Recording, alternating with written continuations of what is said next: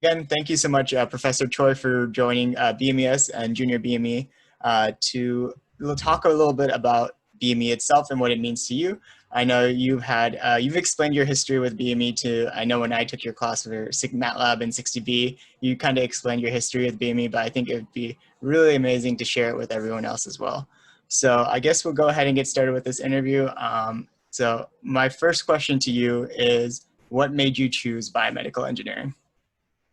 I mean, honestly, I came into the field pretty much in a naive manner. I like math, like biology. I think this is a story that you'll hear from a lot of students. I was actually interested in becoming a medical doctor. And so that's how I picked the major going in. And then I had a class in that was an introduction to biomedical engineering. So similar to the BME 1 class at UC Irvine. And there was a guest lecture that was on using lasers to reshape the surface of the eye to help nearsighted people see better. And I had no idea that you could even do that with a laser. And my eyesight is awful. And just that possibility that you could use a laser to fix the eye was just, I mean, that was really kind of eye-opening to me in terms of just some of the cool things that that one can do in the field of biomedical engineering. That's just one small part of it. This ultimately, it really kind of spurred my interest to pursue research opportunity. As an undergraduate, I was very fortunate to get into a lab that, that specialized in the use of lasers. And I worked on things that were not about the eye, but it really didn't matter. I mean, it really spurred my interest to go into a lab and then ultimately go to graduate school. Yeah, and you said you originally came in as pre-med, right? What kind of when did you make that switch over to full on? Because I know a lot of people are struggling between, oh man, I'm in this pre-med track. I've been talking about doing pre-med my entire life, but now there's a biomedical engineering thing. I unfortunately don't have a very satisfying story in that. This was one of those, I had very few of these moments, but it was one of those moments. I completed all the pre-med courses, which where I went for undergraduate, it wasn't difficult to complete it on top of the normal on top of what was required for the major.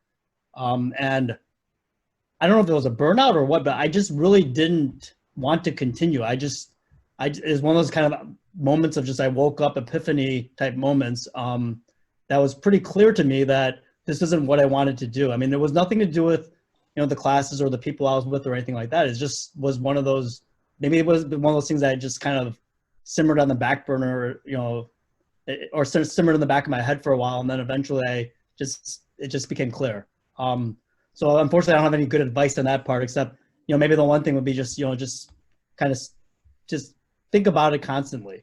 But not, you don't have to be thinking about it actively, but let it just, but seriously think about it for a while. And I think talk to people about, talk to people that have gone through the process that are, and try to get as many different viewpoints as you possibly can, because one of the things with biomedical engineering, and also as whether it's pre-med or whether you go in as a medical doctor or whether you go in just in as an engineer or as into academia, is that a lot of these things are long processes. And so it looks great when you're a doctor and you're doing all these things in the clinic, but there's clearly a long history of things that you have to go through in order to actually get to that point. And so it's good to get those perspectives and get really the reality of the situation as much as you can. Definitely, yeah, and hopefully maybe even someone hearing this will be able to have a little bit more perspective on what they want to do in the future. Okay, but yeah, thank you. So that's kind of why you chose it. But all right, so the next question is, if you could describe why you chose the field of BME in one word or phrase, what would it be? I think what I find really cool about it is it's constantly shape-shifting. I don't what I do currently in the lab. It's very different from what I was doing when I started at UC Irvine, and it was definitely different from what I was doing when I started in graduate school, et cetera, et cetera. You can keep going back, and it's completely. I wouldn't have foreseen what I'm working on now as what I would have been doing, 10 years ago, for instance. And I think it's, yeah, I think I said it could be scary, but it's also a very exciting part about the field is that, it's really at the interface of engineering, biology, medicine, and you could go through all the engineering disciplines, all the biology disciplines, all the medical disciplines. And, it's really changing at the speed at which those fields are also changing, which can be fast. So it's basically it's a glorious mess is what it is, but it's constantly changing. And it's cool.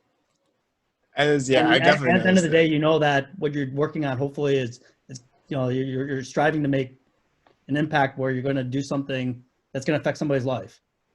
And so that's definitely a great endpoint to be looking at. I know when I remember when you said you first were looking at biomedical engineering, it was such a relatively new like major or new. I know where you went to school at Northwestern. It's one of the schools that's had it for a little bit longer than other schools have, but you can kind of see the growth change and like even like across the country with all the new programs that pop up too.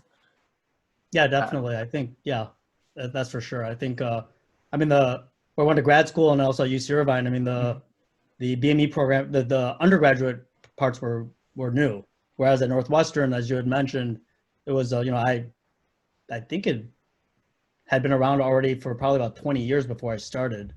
So it was a much more mature department. But even then, if I look at how the department is there versus where we're at grad school versus here, there's a lot more similarities to how they are offered now, but they're quite different from when I was an undergraduate. So once again, it shows the field is evolving. There's obviously there's some things that stay the same, but the way in which the curriculum is delivered and the sorts of courses that students take, there's quite a bit of difference now. So, and that's just in a 20-year span. 20 years, yeah. That's about as old as I am. I feel old now, but that is the truth. Okay, fair. I think you kind of mentioned it in your answer before, but this leads into the next question.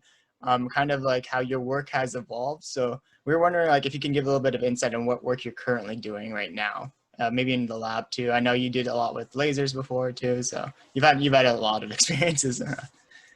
So currently, what people in my lab work on is, we work on developing, applying optical techniques, and we're looking specifically at characterizing the microvasculature. So that's basically it's like tens of billions of small blood vessels that are found, in everybody's body, and so, oftentimes at that level, that's where a lot of normal physiology happens, where you have a lot oxygen exchange, waste exchange. From cells to the blood vessels and the other way around. And then there's also, when a lot of issues start developing in the body and, you start evolving towards a disease state, the microvasculature really plays a major role in a lot of those diseases at the early stages, because, you have these abnormal cells, for instance, and then they need to be fed. So they start developing a kind of an abnormal vasculature to feed them. And to supply them, with nutrients at the beginning. So that's where, for instance, how one of the early stages of tumor formation. So, what we do is we develop imaging systems to look at blood flow. We've been looking a lot in the brain recently, and that's one of the things that's kind of new is we've been looking at the brain, how it changes with age, and also the development of different diseases. And Alzheimer's disease is an area of interest right now. Or it's a growing area of interest in our lab. And then, we also look at trying to make systems for clinicians. So basically for end users, for the biologists and clinicians we work with. So with clinicians, we're looking at trying to make some wearable systems that they can use in clinics. We're looking at making hybrid systems, imaging systems that can work. We have some work looking at burn wounds and how the structure and the blood flow change in these burn wounds, and how we can look at that optically.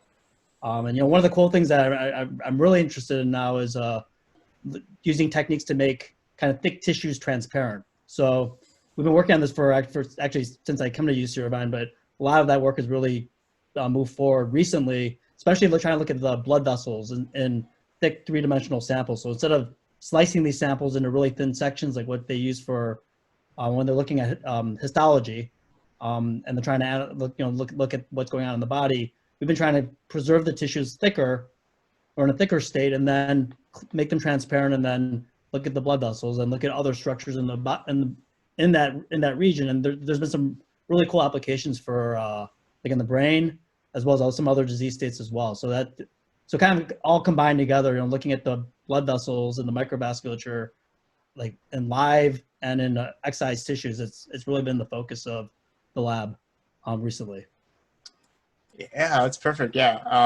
I know I'm starting to join the lab and I'm starting to get a feel for it too now. So, but I can definitely, with the optical clearing and everything like that, what I've been reading up on, it sounds very exciting. But yeah, and I know that's what you're working on now. The next question that I have for you is, how did you get to where you are now? Like all throughout life, that's it's a big question, but kind of, what kind if you can Yeah. if you can give like a little Spark Notes version, I guess, like summary, how did you get here? You know, I guess I guess you start with the work ethic. I mean, this is something that just just been drilled into me from my parents. For better or for worse, but it's really just I think that's one thing I do have is a strong work ethic. And one thing I've been blessed with was a really strong support system. That I can't say that I've deserved any of it, but it's something that I've been able to have. And but I think the things I can control, I think it's really trying to treat people with respect. Whether it doesn't matter if they're quote unquote above you or below you in any sort of pecking order. I think it's really trying to listen to people and trying to also look at what they're concerned with and trying to help them come up with solutions as well. I think that's where a lot of actually the collaborations that we've been able to develop have really stemmed from. I think just things like I try not to take myself too seriously. I mean, I don't always succeed at that, but try to have a sense of humor with and kind of self-deprecating humor, kind of the classical Midwestern sense of humor. But I really think that helps a lot with trying to, what you do can be serious, but taking yourself seriously, I try not to do that quite as much. I make fun of myself a lot. So and I think this is something I struggle with a lot, but something that I think is an important thing to try to do is be able to forgive myself on if I screw up on something, or if I just just don't do something as well as I probably should have. And then trying to do better with the next opportunity. So I think all those things, they're a little bit kind of generic, but I think those things collectively, if I really stop and think about it, I think that's really how I've gotten to where I am right now. And for better or for worse. Yeah, I think that's some really great. I mean, even if you're not looking to get into BME, that's really good advice on just how to like get anywhere, really, put yourself out there. So, yeah. Okay. All right. So next question. Okay. So we're going with the life themes here. How has BME affected your life, I guess? Well, I think it's given me kind of like obviously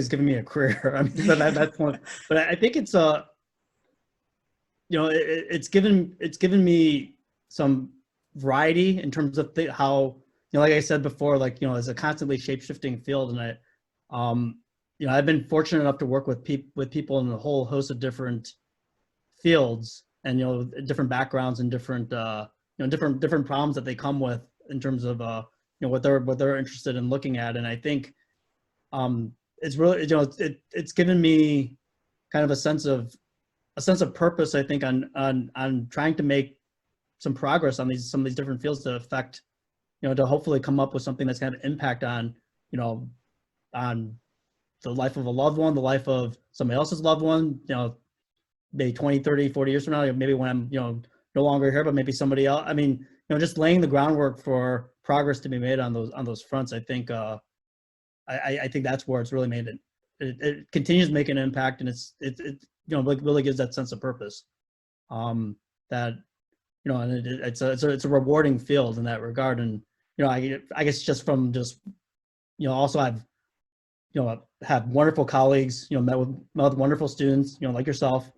And it's really, and I'm not saying that the brown nose or anything like that. It's more, it is true. I mean, I've been impressed constantly with the students, the quality of the students in terms of just, and that's also given me a lot of you know, it's given me a lot of, I think, joy, and it's given me a lot of just sense of purpose, is, you know, trying to train the next generation of people to also be able to come up with, develop these skills to make a better life for themselves and for others. Yeah, I think that's what you said there about like making that lasting impact. I know that's also like a reason why I wanted to join BME too, when I was looking at it. So that really resonated with me too. But yeah, I'm glad that it's actually brought a lot of positivity to your life though. I don't think we would be talking here if it brought any negativity, but yeah. Okay, all right. So last question. It's kind of like to sum it up for anyone that's like watching that, you know, it's like on the fence, but what advice would you give to students interested in pursuing an education, a career in biomedical engineering or bioengineering? You know, I think, well, I think the first thing I would say is that, you know, that there's an obvious excitement to the field of biomedical engineering and bioengineering, and, you know, there's, you know, a lot of it gets in the news. Some, you know, some of the stuff that's just, it sounds futuristic, sounds way out there. And I think one of the first things to realize is that, you know, to get to that stage of being able to make impacts at that level, you know, it takes some training, and it might take more than the 4 or 5 years as an undergrad. It might take a master's, it might take a PhD. So there's a long haul aspect to it. But, you know, the one thing I also want to emphasize with that is that because it's a long, you know, those things are kind of out there in the future, is that you go through this training over a 5 to 10 year period. And like I was saying before, the field's constantly shapeshifting. So what might be considered really cutting edge when you get started might not be so cutting edge when you get to the end. So I think, or when you get to, you know, the 5-10 years down the road.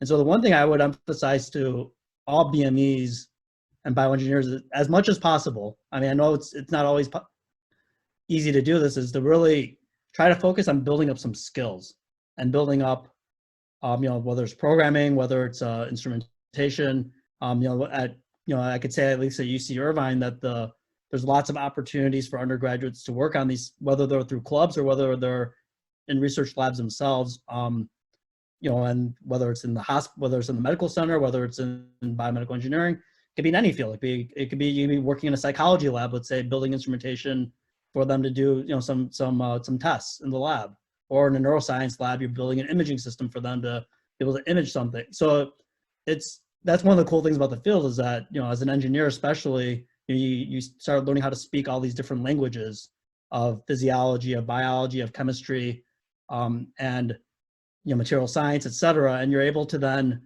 you could interact with these different people, or these people that are more classically trained in these different departments, and make an impact in those departments. So, but at that point, it really starts with having a good fundamental skill set.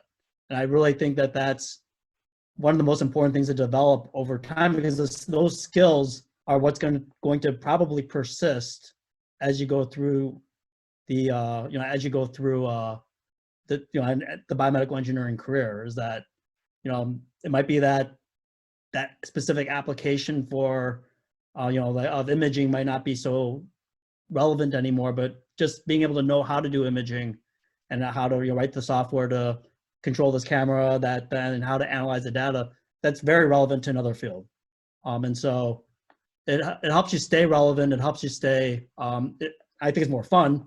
You learn those, if you focus a little bit on skill building, but it does make it, you know, those things are a little bit less, they're a little bit more resistant to change than, you know, than some of these fields, which, like I said, they're just constantly changing.